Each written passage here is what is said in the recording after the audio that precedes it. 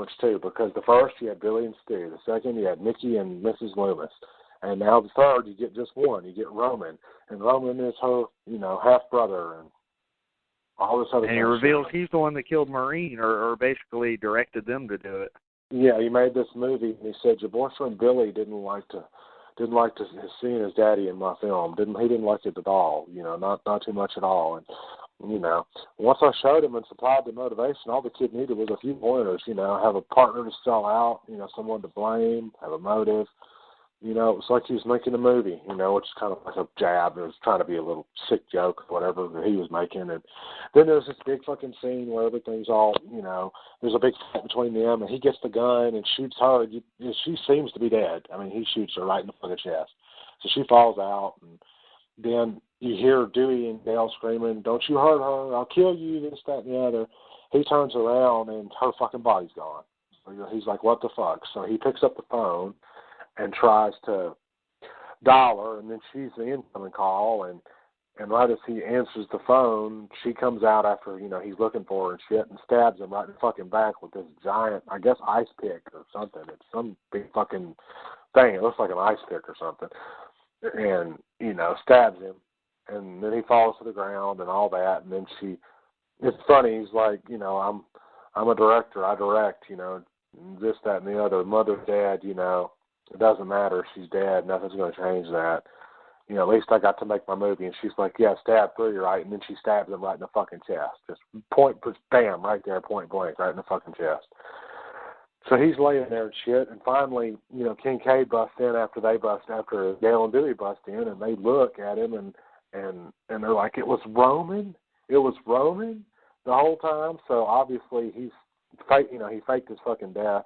And let me ask you, I don't know if you noticed, when she falls down the steps with the ghost face in the kitchen and that head that's decapitated on the guillotine, that looks very much like Roman's head.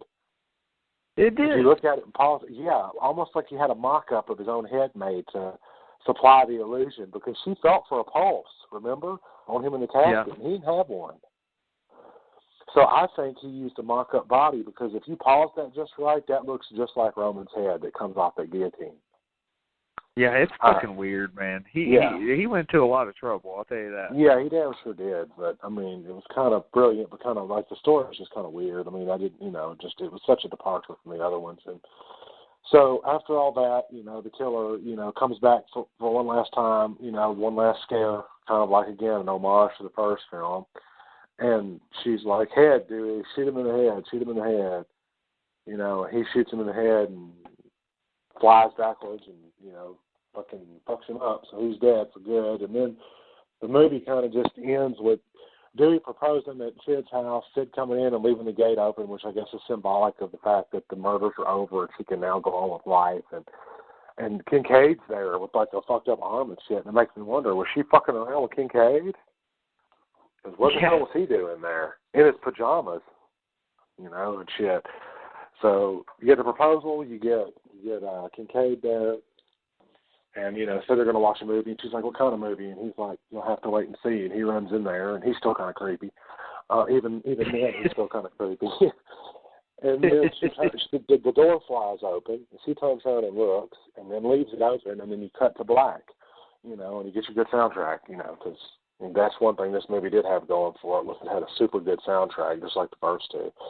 And that's sort of the end of the movie. That's the end of the movie. So you're like, wow, third film. And you assume that's it. Yeah.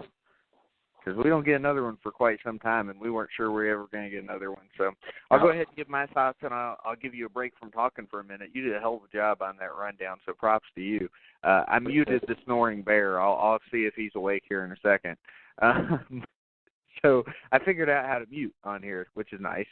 But anyway, okay, so Scream 3 takes place, the movie was released like 3 years, less than 3 years after the second one, and I don't know, man. You can tell Kevin Williamson wasn't as involved with this one. Aaron Kruger did an okay job, I guess, for what he was given, but I hate the fact that it took place in Hollywood.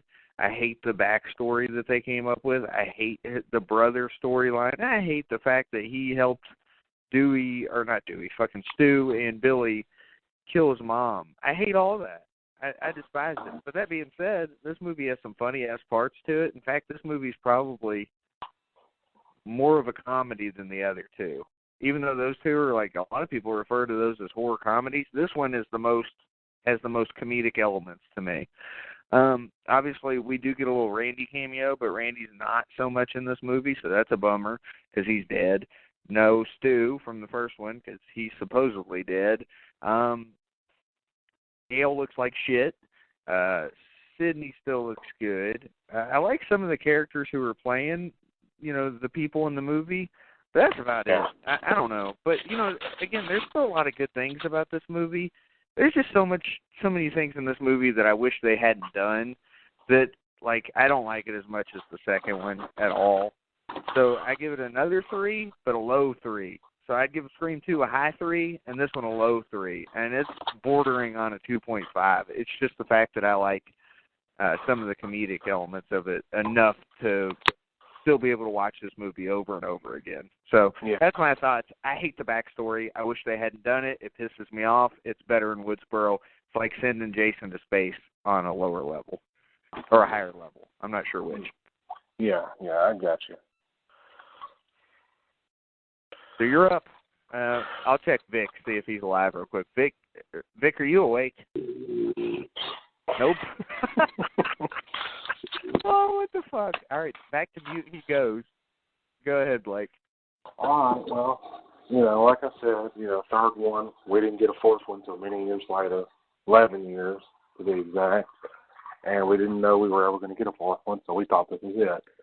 So, kind of a blockbuster way to end it, some unusual plot holes and stuff I didn't see coming. I usually am pretty good about seeing stuff coming, but this one, I had no idea when I first saw it years ago, back in 2000 when it came out. I kind of had a feeling Mickey was one of the killers, but for the first one, I was completely fucking clueless. I didn't know because there were so many red herrings, a lot of red herrings in this one. This one, I wasn't sure who it was going to be. I was so sure that Kincaid was going to be the fucking obsessed cop who maybe was good once, but then turned like a psycho fucking stalker guy. But that didn't happen. But we still get some creepy moments from him. And then, I thought maybe it was going to be one of the other actors, playing in the movie or something. I wasn't sure who it was going to be. So that kind of, kept me thrown for the loop. The backstory thing was kind of cool, for the, I guess, referencing the first movie, bringing back the idea that Billy and Stu were somehow coerced into doing this, which shows, again, it comments on that violence in cinema, manipulation, mind control kind of angle that so many politicians and advocates around the world take, about violence, in cinema and the effect it has on people and all that. So you got all that weird shit, and there's definitely some funny moments in this. We didn't mention one which I want to elaborate on. Carrie Fisher makes an appearance in this as the lady. Yeah, what the hell, Bianca. This movie is all about cameos. Yeah, it's kind of like the Freddy's Dead of Wes's career, because he didn't have anything to do with Freddy's Dead, actually, the actual Freddy's Dead film, but this movie is like that, full of cameos. But yeah, Bianca something, but she's like, I didn't get, I was up for Princess Leia, who gets it, the one who sleeps with George Lucas, and I was like, wow, okay. She actually helped write that character and develop it. She's a ghostwriter. Bianca Burnett. Many years. Yeah, Bianca Burnett, yeah. So she was a ghostwriter in Hollywood for a lot of movies, and she actually helped develop this character, and I really liked her cameo. I liked Jay and Silent Bob, I thought that was good. I liked the Randy thing, getting a little bit more Randy, that was nice. But overall, it just didn't hit me like the first two did, so this is the lowest of the, well, if we consider the fourth one, if we consider the fourth one of the four of them, this is the lowest on the list for me. This one gets, man, I'm going to have to say it gets 2.5 to 3 range. It's just not as good as the others. The soundtrack was badass. The soundtrack had a lot of bands I loved, like Creed I was a big fan of at the time, and then kind of grew out of them. And then, of course, fucking System of a Down, you know, Stone Sour, Slipknot, you know, you name it. It was like a who's who. Seven Dust. It was like a who's who of new metal and hard rock bands on the soundtrack. And I really like the soundtrack for the movie. It actually won some awards, I think, for being one of the best soundtracks for a film, because very rarely do you hear about a soundtrack from a movie being really, really popular and selling a lot of copies, but the third one for sure did. The first one, second one did well, but the third one soundtrack did better than either of the first two, I believe. And that was just, you know, amazing to me. Even with a movie that wasn't as good, you could still have such a great soundtrack. You know, there's people out there that like this movie better than the second one, and that to me is just crazy. I mean, I had a lot of criticisms of the second one, but I've got way more of this one. Like, I have a problem with the entire story of this one. Like, I don't like the story at all, but I feel like there's aspects of it for me to be able to even push it up to a 3, probably because I like the characters and stuff, and it's funny. But, like, I don't know, fuck, man. I hate when horror movies get off the beaten path. I mean, they fucked with the original by doing this. I know people say that it doesn't affect the original, but when you watch all three, you think about it, and it's like, God damn it, no, Billy and Stu were the killers, and they did it because they liked horror movies, not all this other bullshit, you know? Yeah, it did do, you know, and it's no disrespect to any of the actors, to Wes, to Kevin, to Aaron. It's no disrespect to any of them. It's just this was the weakest of the first three, you know, for sure. Yeah, Aaron did the best he could with what he was given. He was in a tough spot, and I can't give that man shit. I just don't like where it went, and it wasn't executed that well either. So, like, everybody was responsible. But at the same time, keep in mind what I'm saying. I'm saying this about a 3, you know, out of 4 movie for me.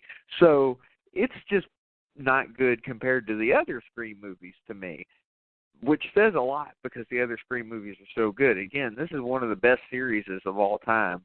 We'll talk about Scream 4 next week, and we'll see if it holds up to these. It was fucking hard to put two movies together on one show. And Blake, like I said, I want to tip my cap to you because you did a great job getting it in.